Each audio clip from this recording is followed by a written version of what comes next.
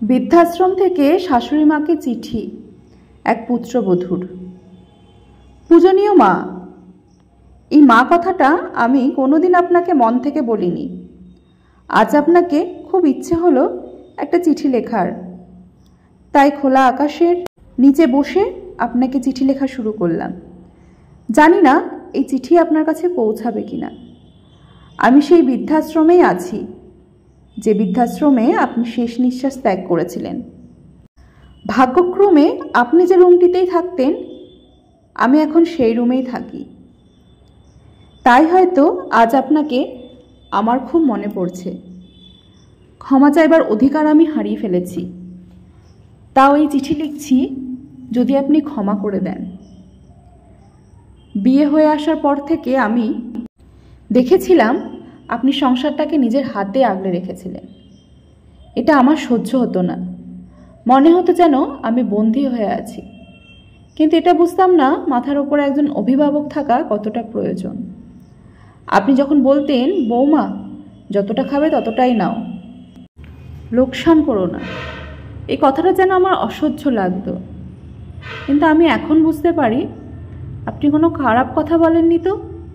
আপনি তো আমাকে না খেয়ে থাকতে বলেননি, লোকসান করতে মানা করেছিলেন। আপনার হাতে যখন আপনার ছেলে মাসিক বেতন তুলে দিত, তখন আমার খুব অসহ্য লাগতো।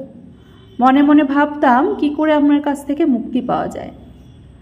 আপনার কাছ থেকে মুক্তি পাওয়ার জন্য আপনার ছেলের কাছে আমি বায়না করি, আমি তার সাথেই তার কর্মস্থলে যাব। আপনার ছেলের প্রথমে অনুমতি না দিলেও পরে ঠিক মানিয়ে নিই কান্নাকাটি করে। বেশ ভালোই ছিলাম দুজনে। কিন্তু যখন আমি অন্তঃসত্ত্বা হই, ডাক্তার আমাকে বেড রেস্ট দিতে বলে, তখন আপনার ছেলে আপনাকে নিয়ে আসে আমাদের ভাড়া বাড়িতে। আপনি বাড়ির সব কাজ করতেন, আমাকে সেবা করতেন, তাও যেন আপনাকে আমার অসহ্য লাগতো। আমারও একটি পুত্র সন্তান হয়। আমার সন্তান আস্তে আস্তে বড় হতে থাকে, সবসময় ঠামা ঠামা করতে থাকে। আমার এই ঠাম্মা শব্দটা শুনে অসহ্য লাগতো।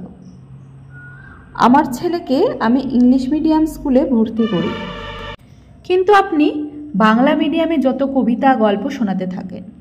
ছেলে জেদ করে বসে যে বাংলা মিডিয়াম স্কুলে পড়বে। এই ব্যাপারটা আমি কিছুতেই মেনে নিতে পারছিলাম না। আমাদের ভাড়া বাড়িতে দুটি রুম ছিল, একটাতে আমি আর আপনার ছেলে থাকতাম, অপরটিতে আমার ছেলেও আপনি। ছেলে বড় হচ্ছে, তাই আরেকটা রুমের প্রয়োজন ছিল। আমি আপনার ছেলে যুক্তি করলাম দেশের বাড়ি ও জমি বিক্রি করে এখানে নিজেদের বাড়ি তৈরি করব। আপনি কিছুতেই সই করছিলেন না। এটা বলে ওটা বলে আপনার শ্বশুরের ভিটা, ওখানে আপনার অনেক স্মৃতি জড়িয়ে আছে। শেষ পর্যন্ত আপনি সই করলেন। আপনার সাথে আমার কোনো মতেই বনিবনা হতো না, তাই স্থির করি আপনাকে বৃদ্ধাশ্রমে পাঠানোর। তখন আমার ছেলে হোস্টেলে পড়ে, তাই আপনার ব্যাপারে কিছুই জানতে পারেনি। আপনাকে বৃদ্ধাশ্রমে পাঠিয়ে বেশ কয়েকটা বছর ভালোই ছিলাম। একদিন ফোনে খবর পেলাম আপনি আর নেই।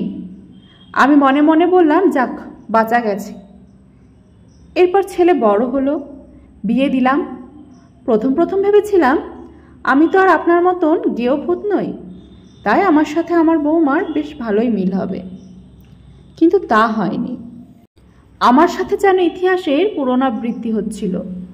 যে যে বিষয়ে আপনার সাথে আমার তর্ক হতো, ঠিক সেই বিষয়ে আমার সাথে আমার বৌমার হতো। হঠাৎ করে আপনার ছেলে স্ট্রোক হয়, আর সে আমাকে ছেড়ে চলে যায় চিরতরে।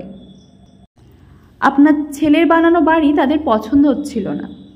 আমার বৌমা থাকতে চায় ফ্ল্যাটে, তাই বাড়ি ভেঙে ফ্ল্যাট বানানোর পরিকল্পনা করে। আমাকে ছেলে ও বৌমা বোঝায় যে ফ্ল্যাট বানালে তারা দুটো ফ্ল্যাট নেবে, বাদবাকি ভাড়া দিবে, তাতে অনেক টাকা আসবে। আপনার মতোই আমি কিছুতেই সই করতে চাইনি, কিন্তু আমার ছেলে কান্নাকাটি করে শেষ পর্যন্ত সই করিয়ে নিয়েছিল। বাড়ি ভেঙে তৈরি হলো বিশাল বড় ফ্ল্যাট।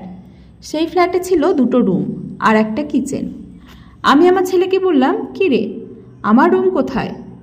ছেলে বলল, মা তোমার রুমের কি দরকার, তুমি আমাদের মেয়ের সাথে মেয়ের রুমেই থাকবে। নাতনির সাথে নাতনির রুমেই থাকছিলাম। নাতনি যত বড় হতে থাকে আমার সাথে খারাপ ব্যবহার করে। আসলে ওর চাই একটা নিজস্ব রুম, তাই আমার ছেলে ও বৌমা স্থির করে আমাকে বৃদ্ধাশ্রমে রাখার। আমি আজ বৃদ্ধাশ্রমে, যে বৃদ্ধাশ্রমে আপনি ছিলেন। ভাগ্যের কি পরিহাস! আমি কোনোদিনই ভাবিনি আমার সাথে এরকম ঘটনা ঘটবে। রক্তের গরম, টাকার গরম আর যৌবনের গরমে আমরা সব কিছু ভুলে যাই পৃথিবীতে কোনো কিছুই স্থায়ী নয়। এটা যদি আমি আগে বুঝতাম তাহলে হয়তো এই দিন আমাকে দেখতে হতো না। আমি আকাশের দিকে মিটমিট করে জ্বলে ওঠা তারার দিকে তাকিয়ে চিৎকার করে বলছি, মা, পারলে আমায় ক্ষমা করে দে।